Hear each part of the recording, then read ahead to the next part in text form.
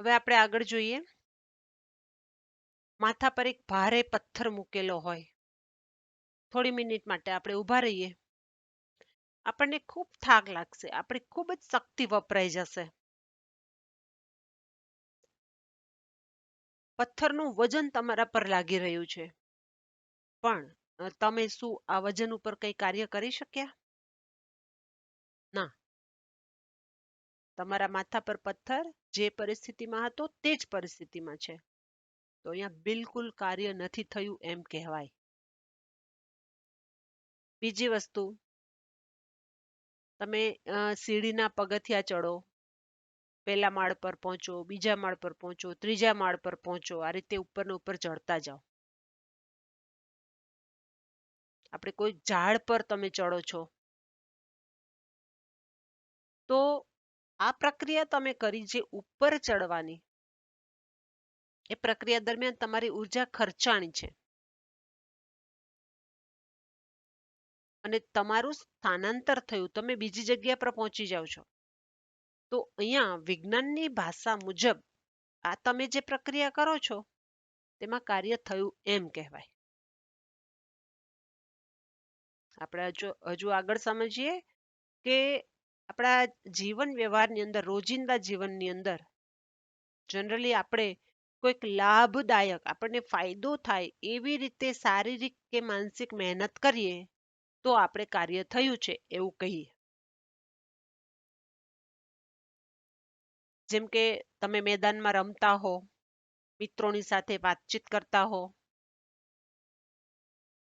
કોઈ તમારી કવિતા ગણગણતા હો, ફિલ્મ ધૂન ગણગણતા હો, કે ફિલ્મ જોવા જતા હો, કોઈ પ્રોગ્રામ ફંક્શન એટેન્ડ કરો છો, તો આ બધી વસ્તુને આપણે જનરલી કાર્ય નથી સમજતા.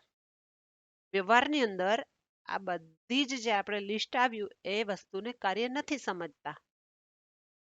તો આ કાર્ય છે શું? કઈ ચીજમાં આપણી એનર્જી ખર્ચાય, આપણી ઉર્જા ખર્ચાય તો આપણે એને કાર્ય કહીએ? કઈ બાબતો પર એ આધારિત છે? તો ચાલો આપણે જોઈએ વિજ્ઞાનની ભાષામાં કાર્ય કોને કહેવાય.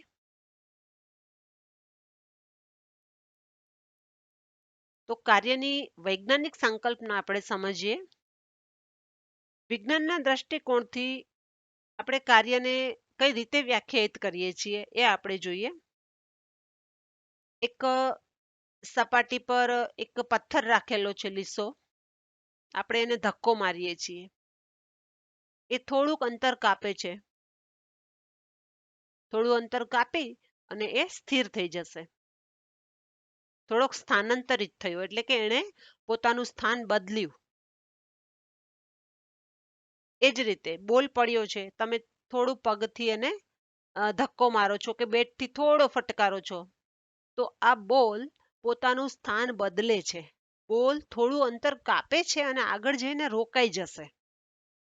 તો આ બંને પરિસ્થિતિમાં કાર્ય થયું એમ કહેવાય.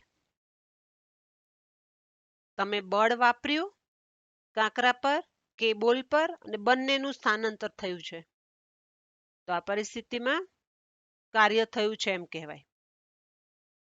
એક છોકરી કોઈ ટ્રોલીને ખેંચે છે,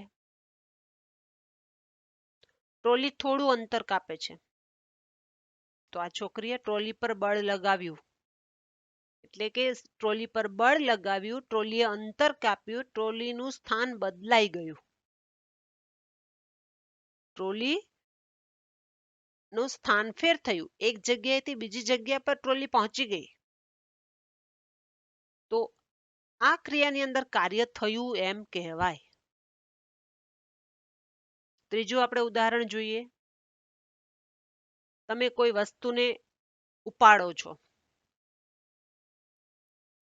તમે કોઈ પુસ્તકને ઉપાડો છો, ઊંચે સુધી ઉપાડો છો, તો આવું કરવા માટે તમારે બળ લગાડવું પડશે. પુસ્તકને ઊંચું લઈ જવા માટે તમારે બળ લગાડવું પડશે. આ પુસ્તક પર આપણે એક બળ લગાડ્યું અને પુસ્તક ગતિમાન થયું. પુસ્તક જમીન પર પડ્યું હતું અને એ તમારા માથા સુધીની ઊંચાઈ પર તમે લાવો છો. તો પુસ્તકનું સ્થાન ફેર થયું, પુસ્તક ગતિમાન થયું, તો અહીંયા કાર્ય થયું એમ કહેવાય.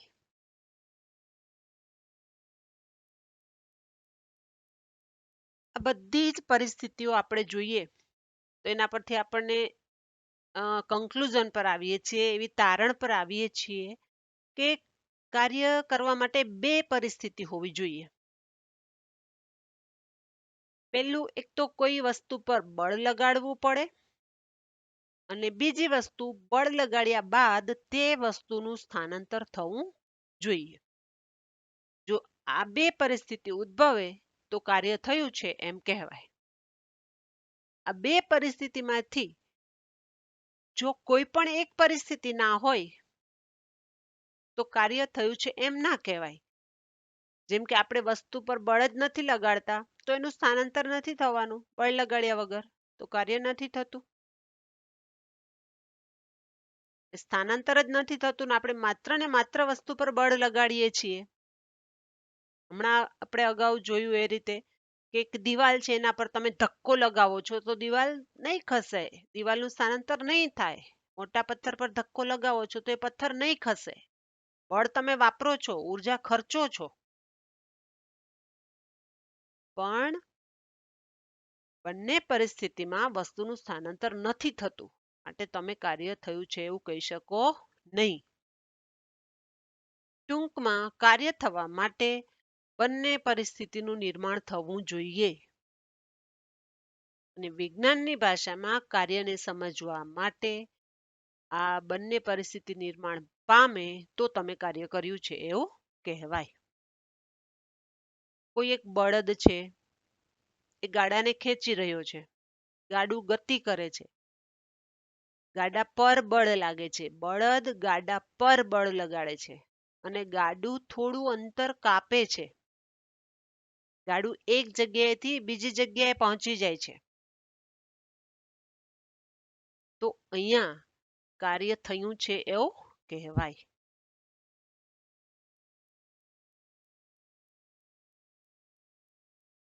તો આપણે જોઈએ અચળ બળ દ્વારા થયેલું કાર્ય એ શું છે. વિજ્ઞાનની અંદર કાર્યને કેવી રીતે વર્ણવવામાં આવે છે એ સમજવા માટે પહેલા આપણે એની સ્થિતિનો વિચાર કરવો પડે કે જ્યારે બળ સ્થાનાંતરની દિશામાં લાગી રહ્યું હોય ત્યારે કાર્ય થયું છે એમ કહેવાય. બળ છે એ બે રીતે લાગે. અહીંયા તમે જુઓ, પુશ કરો છો, તમે કોઈ એક વસ્તુને પુશ કરો છો એટલે કે વસ્તુને ધક્કો મારો છો. તમે આ ચેર છે એને ધક્કો મારો છો તો આ ખુરશીનું સ્થાનાંતર આગળની તરફ થશે. એ જ રીતે તમે પુલ કરો છો આ ખુરશીને, તમારી તરફ ખેંચો છો તો આ ખુરશીનું સ્થાનાંતર તમારી દિશામાં થશે. તો આ રીતે તમે બળ કઈ દિશામાં વાપરો છો એ ખૂબ જ અગત્યનું છે. અહીંયા જમીન પરથી આ બોક્સ છે, આ વ્યક્તિ ઉંચકે છે તો આ બોક્સ પર કાર્ય થાય છે, કારણ કે બોક્સ જમીન પર હતું, એનું સ્થાન બદલાઈ જાય છે તો કાર્ય થાય છે. તો આવી ત્રણેય પરિસ્થિતિમાં કોઈ પણ વસ્તુ પર તમે બળ વાપરો છો ત્યારે વસ્તુને પુશ કરો છો એટલે કે ધક્કો લગાવો છો, એ વસ્તુને પુલ કરો છો, એ વસ્તુને ખેંચો છો કે એ વસ્તુને ઉપર ઉઠાવો છો. તો આ ત્રણેય પરિસ્થિતિમાં જ્યારે વસ્તુ પોતાનું સ્થાન બદલે, વસ્તુ પોતાનું સ્થાન બદલે ત્યારે તમે કાર્ય કર્યું છે એટલે કે વસ્તુ પર કાર્ય થયું છે એમ કહેવાય. જો આ પરિસ્થિતિમાં વસ્તુનું સ્થાન ના બદલાતું હોય તો કાર્ય ના થઈ શકે. પણ અહીંયા બંને પરિસ્થિતિ, બંને પરિસ્થિતિનું પાલન થાય છે માટે કાર્ય થયું છે એમ કહેવાય. ફ્રેન્ડ, નેક્સ્ટ ટોપિક પછી કરીશું.